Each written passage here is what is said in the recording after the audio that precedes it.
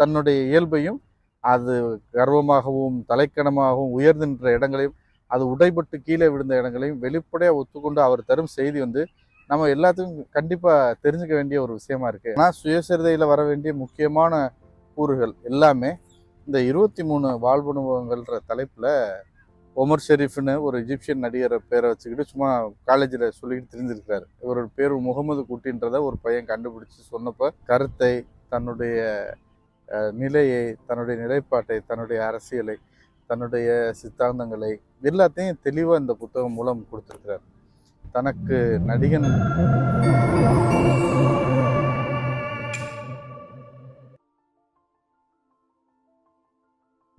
அனைவருக்கும் வணக்கம். இன்னைக்கு ஒரு புத்தகத்தை பற்றி பேசலாமா?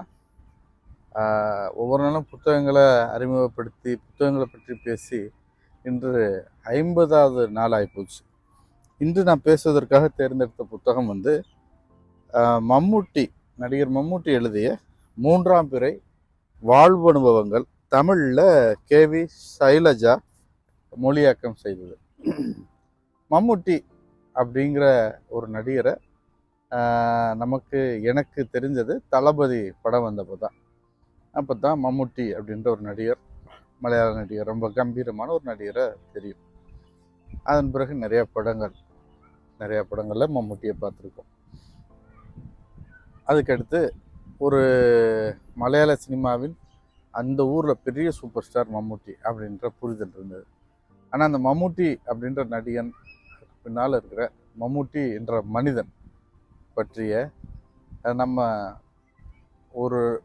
அவருடைய வாழ்வு அனுபவங்கள்லேருந்து நமக்கு தன்னுடைய கருத்தை, தன்னுடைய நிலையை, தன்னுடைய நிலைப்பாட்டை, தன்னுடைய அரசியலை, தன்னுடைய சித்தாந்தங்களை எல்லாத்தையும் தெளிவாக இந்த புத்தகம் மூலம் கொடுத்துருக்கிறார்.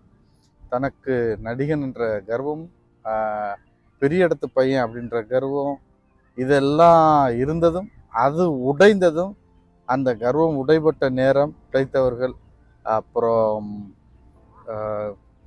பயணங்களின் போது ஏற்பட்ட அனுபவங்கள், அது கற்றுத்தந்த பாடங்கள், நோன்பு, முதல் ரசிகன், பேர் பிடிக்காமல் இருந்த பேர் அப்படின்னு தன்னுடைய வாழ்வில் நடந்த சுயசரிதைன்னு சொல்ல முடியாது. ஆனால் சுயசரிதையில் வர வேண்டிய முக்கியமான கூறுகள் எல்லாமே இந்த 23 வாழ்வனுபவங்கள்ன்ற தலைப்பில் எழுதி கொடுத்துருக்கிறாரு மம்முட்டி. ரொம்ப அழகாக தமிழில் மொழியாக்கம் செஞ்சுருக்கிறாங்க கேவி சைலஜா. படிக்கும்போது திணறாமல் வேறு மொழியினுடைய தமிழின் ஆக்கத்தை படிக்கிறோம் அப்படின்ற திணறல் ஏற்படலை, நல்லா இருக்குது. மம்முட்டி வந்து ஏற்கனவே இதிலேருந்து ஒரு கதையை மட்டும், ஆக்ஷன் பாபுன்ற அனுபவத்தை மட்டும் நான் பேசியிருந்தேன். இது முழுமையாக இதில் இருக்கிற எல்லாத்தையும் படிக்கும்போது ஒரு உயரத்துக்கு போன மனிதன் சொல்லும்போது அதனுடைய அந்த கருத்து வந்து ரொம்ப அழுத்தமாக நமக்கு பதியுது. ஒரு முறை 2008 2010 ஏதோ ஒரு காலகட்டம், 10-12, சிவகாசியில் பெரிய தீ விபத்து. தீ விபத்தில் நிறையா இழப்பு, உயிரிழப்பும் பொருள் இழப்பும். அப்போ தன்னுடைய தொழிற்சாலையிலேருந்து இலவசமாக அந்த தீ விபத்துக்கான மருந்துகள், உபகரணங்கள் எல்லாத்தையும் அனுப்பி வச்சார். அப்போ தான் அந்த மம்முட்டின்ற மனிதன் மேலே ஒரு நெருக்கம் வந்தது. உடனடியாக முதல் ஆளாக செஞ்சது அவர் அங்கேருந்து. இப்போ சமீபத்தில் ஒரு பேட்டி கூட இங்கே அமீரகத்தில் ஒருத்தர் எடுத்திருந்தார். அப்போ வந்து 10 வருஷம் கழிச்சு நீங்கள் என்னவா நினைவு வைக்கப்பட போகிறீங்க அப்படின்னு அவர் கேட்டப்போ அவர் சொன்ன பதில் வந்து ரொம்ப வைரல் ஆச்சு. மம்முட்டி பேசியது, 10 வருஷம் கழிச்சா, கடைசி வரைக்கும் நான் நடிச்சுட்டே இருக்க போகிறேன், முடிஞ்ச பிறகு அவ்வளோதான், 10 வருஷம் கழிச்சு யார் நினைவில் வச்சுருக்க போகிறா, யாருக்கு தெரியும், எல்லாம் கடந்து போயிடும், சாதாரண ஆள் நான் அப்படின்றத ரொம்ப வெளிப்படையாக ரொம்ப தன்மையாக சொல்லி முடித்தார் மம்முட்டி. அந்த மம்முட்டியின் பேச்சு இவ்வளோ பக்குவமாக, அந்த பேட்டியில் அவர் கொடுத்த பேச்சின் பக்குவம் எப்படி வந்திருக்கு அப்படின்றத யோசிச்சா இந்த வாழ்வு அனுபவங்களில் எல்லாத்துக்கும் விடை இருக்குது. அவ்வளோ விஷயங்களை சொல்லியிருக்கிறார். இவருக்கு வச்ச பேர், அவராக போய் வச்சுக்கிட்ட பேர் ஒமர் ஷெரீஃப்னு ஒரு எஜிப்சியன் நடிகரை பேரை வச்சுக்கிட்டு சும்மா காலேஜில் சொல்லிக்கிட்டு தெரிஞ்சிருக்காரு. இவரோட பேர் முகமது குட்டின்றத ஒரு பையன் கண்டுபிடிச்சி சொன்னப்போ டே மம்முட்டி அப்படின்னு கூப்பிட்டு அப்படி தான் ஆயிருக்கு. மம்முட்டின்ற பேர் அவருக்கு பிடிக்காமலே இருந்திருக்கு. அதில் தொடங்கி அந்த பேரில் தொடங்கி மம்முட்டிக்கு பயங்கர கர்வமோ அப்படின்னு போகிறாரு. அதுக்கு அடுத்து காதல் ஒரு கள்ள நாணயம்னு காதல் வாழ்க்கை. ரதீஷ்னு அவருடைய நண்பனை பற்றி பேசுகிறாரு. கைமாறு ஒருத்தர் செஞ்ச உதவி, அதுக்கடுத்து திரும்ப கேட்கும்போது ஏற்படுற சின்ன சிக்கல், அது கைமாற இவர் இப்படி ஒவ்வொன்றா சொல்லிட்டு வர்றப்போ எல்லாமே இந்த 23மே முக்கியமான தலைப்பில் பேசப்பட்ட அனுபவங்கள் தான். நமக்கு கற்றுத்தரும் பாடங்களும் அதில் நிறைய இருக்குது. சில விஷயங்கள் நான் குறிப்பிட்டு சொல்ல விரும்புகிறேன். விருந்தினர்கள், வேகத்தின் வலிமை. விருந்தினர்கள் அப்படின்றப்போ இவர் ஒரு ஃப்ரெண்டோட வீட்டுக்கு போய் இங்கிலாந்துலேருந்து அவர் ஒரு ஸ்காட்லாண்டில் இருக்க அவருடைய இங்கிலீஷ் ஃப்ரெண்டோட வீட்டுக்கு போகிறாங்க. அப்போ அந்த தம்பதியினர் இவங்களை வரவேற்ற விதமும், ஊரை விட்டு வெளியில் முதுமை காலத்தில் இந்த பரபரப்பான சூழலை விட்டு வெளியில் இருக்கிறதுக்காக அவங்க ஒரு இடத்துல தனி வீட்டில் இருக்கிறாங்க. அங்கே வீடுகள் இவங்க வரப்போகிறாங்கன்னு தெரிஞ்சதுக்கப்புறம் அங்கே சிறப்பான ஏற்பாடு, உணவு எல்லாம் பண்ணி வச்சு இந்த இவருடைய குழந்தைகள் எல்லாத்தையும் நல்லா பார்த்துக்கிட்டதா எழுதிட்டு கடைசியில் சொல்கிறாரு, நம்ம நினைக்கிறோம் ஒருத்தர் உறவு நெருக்கமாக இருக்கணும், உரிமை இருக்குன்றது காட்டுறோன்னா சொல்லாமல் கொள்ளாமல் நேராக வீட்டுக்கு போகணும். நம்ம போனதும் நமக்கு அவங்க வரவேற்று உபசரித்து விருந்தோம்பல் செய்யணும் அப்படின்னு. அது மிகப்பெரிய தவறு. ஒரு இடத்துக்கு படுறோன்றப்ப சொல்லிட்டு வரணும் அப்படின்றத நான் புரிஞ்சுக்கிட்டேன் அப்படிங்கிறாரு. ஏன்னா நம்ம நினைக்கிறோம் உரிமை இருக்குது, நம்ம போனதான் அவங்க விருந்தோம்பல் செய்யணும் அப்படின்னு. அல்ல, நம்ம போகிறப்ப அவங்க நிலைமை என்னன்னு நமக்கு தெரியுமா? அவர் சொல்லி 2 சின்ன காரணங்களே அதில் சொல்லியிருக்காரு.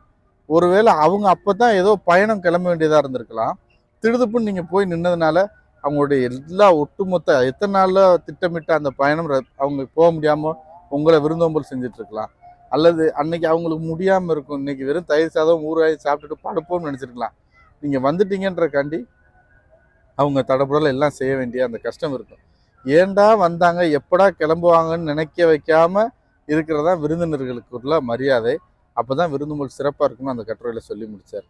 அதுக்கடுத்து வேகத்தின் வலிமை. இந்த இதுவும் நிறைய மீம்ஸாகவோ நிறைய சின்ன சின்ன வீடியோக்களாக பதிவாக இருந்தது.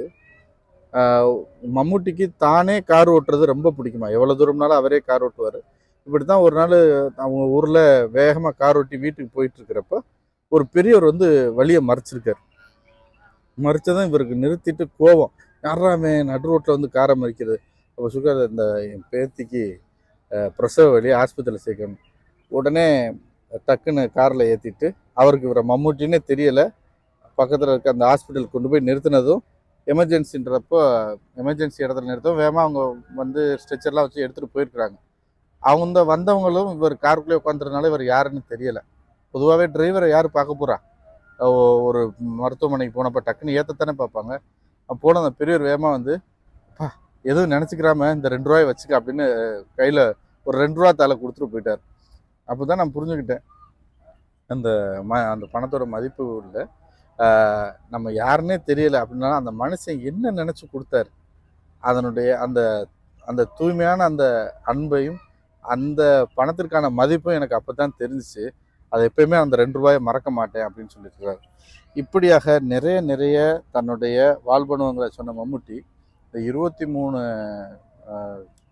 தலைப்புலையும் நம்ம படித்து முடிக்கும்போது முடிவாக சில விஷயங்கள் சொல்லிகிட்டே வர்றாரு. அந்த கருத்தை அவர் தன்னுடைய கருத்தை சொல்லிட்டு வர்றாரு. ஒவ்வொரு உதவியாகட்டும், நடிக்க வந்ததாக இருக்கும், வக்கீல் தொழில் செஞ்சப்போ இருக்கட்டும், அங்கே ஒரு 2 தம்பதிகளுக்கு திருமண முறிவுக்காக அவங்க பேசினப்போ கடைசியில் அவங்க எப்படி அணைச்சி போனாங்க.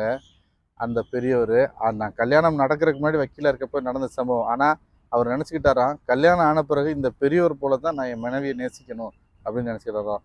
அந்த மாதிரி ஒவ்வொரு கருத்தும் முடியும் போது அவர் தன்னுடைய கருத்தாக சில விஷயங்கள் சொல்லிகிட்டே வர்றாரு. அவ்வளோ ஆழமான மனித வாழ்வுக்கு நமக்கு இன்றைய பரபரப்பு சூழலில் சுற்றிக்கிட்டு இருக்கிற நமக்கு தேவையான ஒன்று. அது மட்டும் இல்லை, அந்த அளவுக்கு புகழ் வெளிச்சமும் பணம், பேர், புகழ் எல்லாம் இருக்க மம்முட்டி தன்னுடைய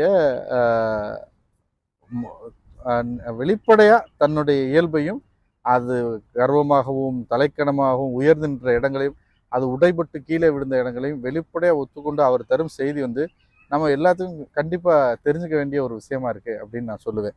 இன்று மம்முட்டி எழுதிய 3ஆம் பிறை என்னும் வாழ்வு அனுபவங்கள் KV ஷைலஜா மொழிபெயர்த்த இந்த நூலை பற்றி உங்களிடம் பேசியது எனக்கு ரொம்ப மகிழ்ச்சி. அவசியம் இந்த நூலை வாங்கி எல்லாரும் வாசிக்கணும் அப்படின்னு பரிந்துரைக்கிறேன். நன்றி, வணக்கம்.